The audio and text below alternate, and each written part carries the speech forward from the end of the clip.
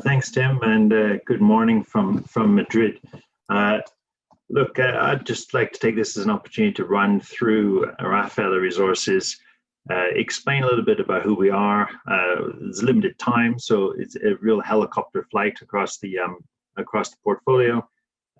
Explain a little bit about our operations, what we're up to, a bit about our strategy, and some of the catalysts that investors can look forward to over the coming months. So the Rafaella Resources is a company that was listed in 2018, July 2018, and in August 2019, we acquired the Tungsten development project in Galicia called Santa Comba. This is a tungsten and tin brownfield project and is our flagship project. We've also rationalized our portfolio and refocused it so that we now hold also exploration assets in Canada.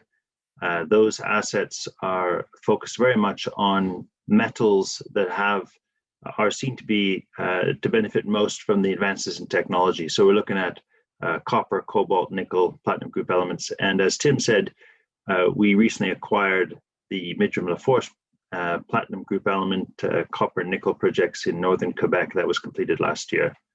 So we have a portfolio of development in Spain and exploration in Canada. And that's really going to be the focus going forward, is to build a portfolio that's balanced with development shortly to be operational, and then exploration going forward as well. Next slide, please. So looking at Santa Comba, what made us so interested in Santa Comba and why did we acquire it? Well, it's a brownfield development project. It operated in the 1980s, predominantly underground. It's a tungsten project that has a significant upside on the exploration side. It comprises two types of mineralization hosted within a 7-kilometer granite massif. So the underground was predominantly an exogranite where it has a narrow vein, high grade mineralization that was mined in the past. There's nearly 7,000 meters of underground workings. But what made us particularly interested in this is the upside of the potential that's offered from the near surface mineralization in the endogranite, which is a disseminated ore. So it's flecks of wolframite spread out, lower grade, but over much wider intersects. So amenable to open pit mining. What also made us interested in this project is it's close to deep water ports, 60 kilometers from A Coruña. In the northwest of Spain, it's extremely well positioned to service the North American and European markets, which are both short on tungsten. And for those who aren't aware of tungsten, it is a critical metal. It has no real substitute. It's used in automobile manufacturing, aircraft engineering, drilling, in the mining and oil and gas spaces. Why is that? Because it's the hardest metal or the hardest material after diamond. Has a very high melting point, very abrasive resistant, so it's used in heavy machinery and tooling predominantly. But it's even found in new technology items, like every metal. It's found in the mobile phone. When your mobile phone vibrates, that's due to tungsten. So it's got a wide applicability, but there is no substitute. And it is a product or a metal that's dominated by Chinese supply. Hence, it's viewed as a critical metal across the world. 80% comes out of China, very few producers in the West, and that sets us up very well for supplying end users in Europe and North America. It's got concessions out to 2068, and it's got significant infrastructure at site, so that translates into very low startup costs. Next slide, please. So when we acquired the project in August, it had an inferred resource. The first thing we did was to go out and drill up that inferred resource to convert it into measured indicated. So we did a nearly 9,000 meter program. That led to a new mineralized mineral resource estimate in the middle of last year, giving us over 10 million tons at a 0.17% grade. That is predominantly open pit, and then we still have the inferred underground, which you can see is very high grade. The picture on the bottom left is an example of one of those underground veins, which you can see is very high grade. That's about a 20-30 centimeter wide vein, and you can just follow that. And then on the top right, you can see a picture of some of the mineralized ore, the disseminated ore, which predominantly forms our open pit resource. We do recognize that this resource is modest. What we intended to do was get some measured indicators. We could put pit shells around it, and we could actually run some proper economics, which we did. And we came out with a pre-feasibility study at the beginning of December. But recognizing it's modest, we've gone back in and we are drilling, or just finished drilling actually last week, another 5,800 meters. We start off with 4,500 meters budgeted, but we got such good assays and results back from what we're looking at that we actually extended some of that drilling campaign. There's an example there of one of the assays. You can see the high grade, a good intercept of extremely high grade wolframite or tungsten, and also some very good tin, which we find as we go deeper. Next slide, please. So the PFS that was released, you can see extremely attractive economics. Mine life 5 years, we recognize that's a little bit on the short side. That's a function simply of the way we're progressing through the development, and that's why we've gone back in. So the purpose of the drilling campaign that we've just completed is to extend out the mine life. That will also increase the overall size of the project. Importantly, we ran these economics at $240 per MTU, flat over the life. That's for the ammonia power tungstate price, which is the benchmark that's used in tungsten concentrate. A lot of other feasibility studies that are run in the market have been completed at $300 per MTU.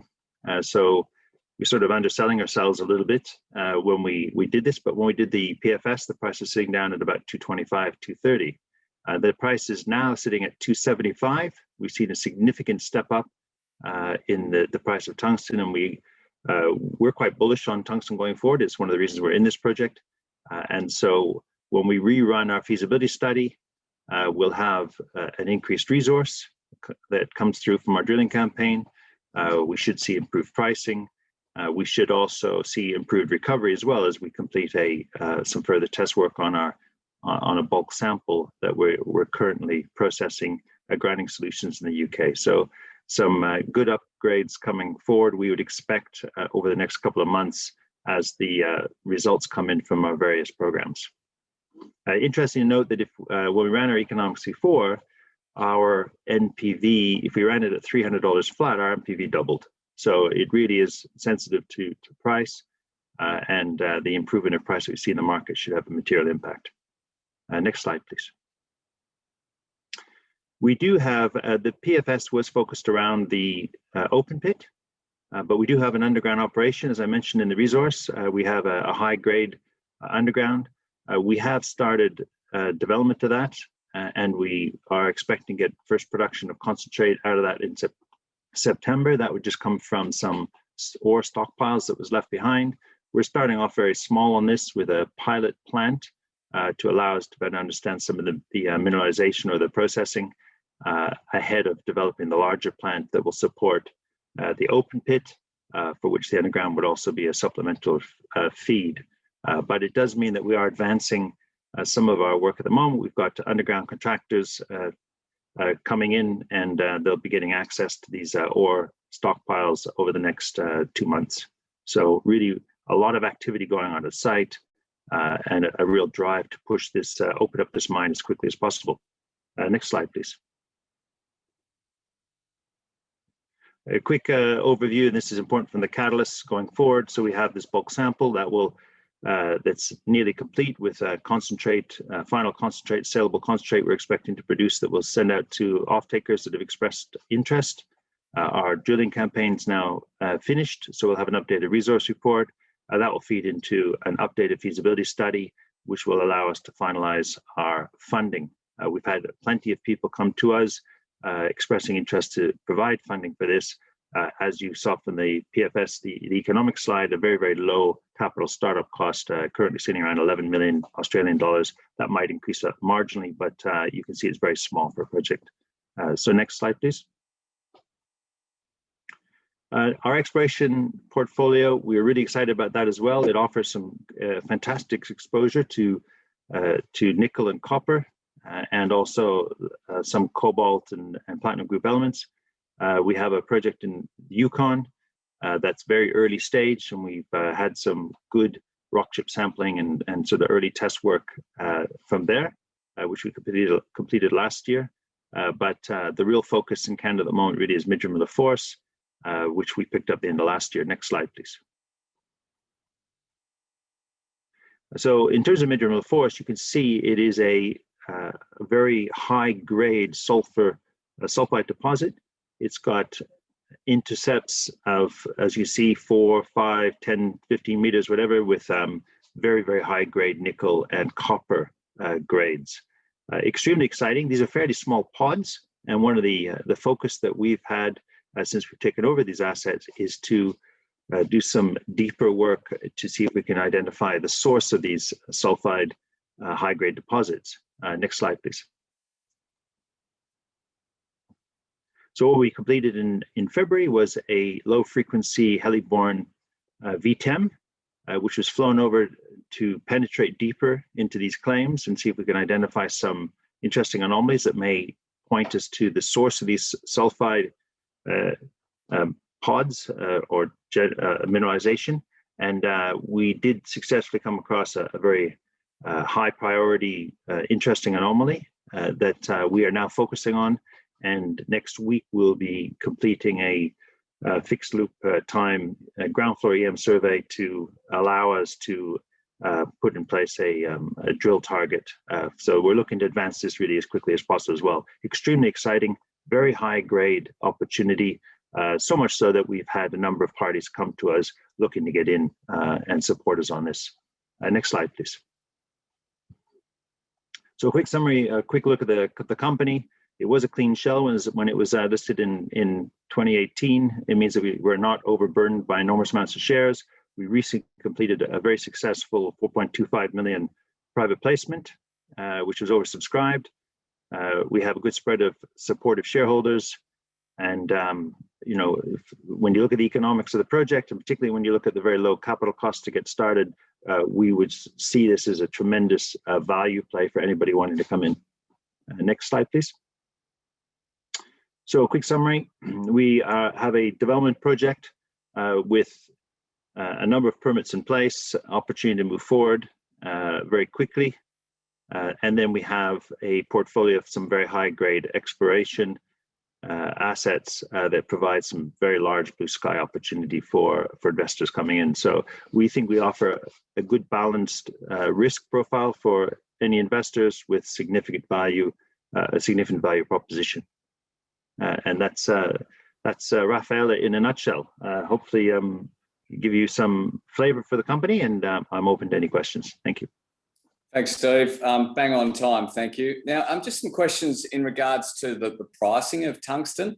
It doesn't seem to be very transparent in terms of how it's priced. And how do you negotiate contracts based on that price? There's some questions here around China produce a lot of tungsten. So what can you get out of those contract negotiations, and tell us about price? Yeah, okay. So tungsten is usually benchmarked against ammonia part tungstate. That is a beneficiated tungsten concentrate. So it's taken through a process before it goes and it's used in things like tungsten carbide, which is one of the main products. It is traded, but it's not terribly transparent. There is pricing out of China, there's pricing out of Europe, Rotterdam, that tends to trade at a premium, and that's a reflective of the fact that there's not a lot of tungsten accessible out of the West. It is dominated by China, out of two main provinces in China, with over 80, actually approaching 90% at the moment, with many of the shutdowns from COVID. So it really does dominate global supply. Very few mines coming on stream. There's a number of existing mines in the West that are winding down as well. So we have interest from quite a number of Western end users that need to source their tungsten from reliable suppliers in the West, which, as I said, is very few. And they typically are longer term contracts that are benchmarked against APT. There is a price that's published on Metal Bulletin, and it is used as the benchmark. Typically, you get paid 80% payable against the APT price. Great, thanks for that clarity. And is there any offtake agreements in place, or are those conversations taking place? So we have an offer from HC Stark Tungsten, which was acquired by Masan last year. That is subject to their final approval. So obviously we're having discussions with them, but there are a number of other parties that we've spoken to that have all expressed interest. We'll be sending them samples of our concentrate when that comes out in the next few weeks from the UK, from our test work. And they have an expression to take on fairly long-term offtake. We're talking, five years plus, and we've seen, this is a project that's been around for a while. It did have an offtake offer in place previously from Global Tungsten Powders out of the US. So it is a fairly well-known project within the market, and it did produce a very clean concentrate back in the 80s. And how important is that kind of high purity end product, that clean concentrate? Does a higher purity mean a better price? Well, the interest in the pricing, so it's typically 65% tungsten in concentrate that is the benchmark. Usually if you produce less than that, it's really a linear relationship. You don't really get penalties for lower grade tungsten. Because it's such a high value tungsten as well, the transport costs and all that associated with a higher level of gangue in the concentrate, you don't really get penalized by. They do have obviously minimum thresholds for certain elements, and we are making sure that our product comes in below those. So there are certain elements that do lead to a few penalties. We don't have any of those. There's a few elements in there which are simple no-go, like uranium, thorium. So we need to make sure there's none of that in there. And so finally, investors are really kind of focused also on the disposable waste products in regards to mining now. Can you talk to this, please? Well, we're very fortunate. Our tungsten is in a wolframite mineralization. There's two types: wolframite and scheelite. Wolframite is processed predominantly through gravity separation. So we don't have. It's a very simple processing of jigs and shaking tables, etc. To produce the con. So we don't really have much of an issue on things like tailings and disposal of any tailings with deleterious elements. It's a pretty clean project from that perspective. So we're quite fortunate. And so from an environmental perspective, we have a fairly small footprint.